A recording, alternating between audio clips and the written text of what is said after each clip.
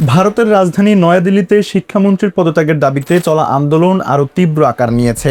বুধবার গভীর রাতে আন্দোলনরত শিক্ষার্থীদের সঙ্গে পুলিশের আবারও সংঘর্ষ হয়। পরিস্থিতি নিয়ন্ত্রণে আনতে পুলিশ কাঁদানে গ্যাস ছোড়ে এবং লাঠিচার্জ করে বলে প্রত্যক্ষদর্শী ও স্থানীয় সংবাদ মাধ্যম জানিয়েছে।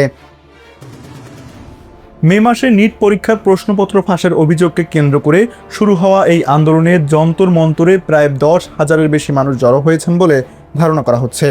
আন্দোলনের নেতৃত্ব দেওয়া ককরোচ জনতা পার্টি ঘোষণা দিয়েছে, কেন্দ্রীয় শিক্ষামন্ত্রী ধর্মেন্দ্র প্রধান পদত্যাগ না করা পর্যন্ত তারা রাজপথ ছাড়বে না।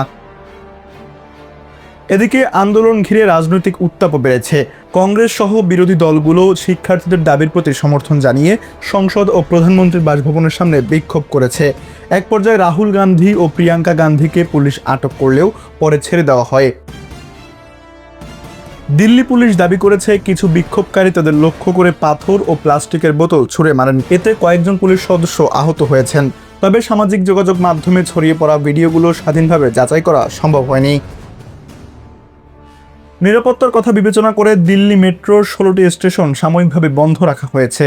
সরকার আন্দোলনকারীদের সঙ্গে আলোচনার আশ্বাস দিলেও আন্দোলনকারীরা স্পষ্ট জানিয়ে দিয়েছেন, শিক্ষামন্ত্রী পদত্যাগ না হওয়া পর্যন্ত তাদের কর্মসূচি চলবে।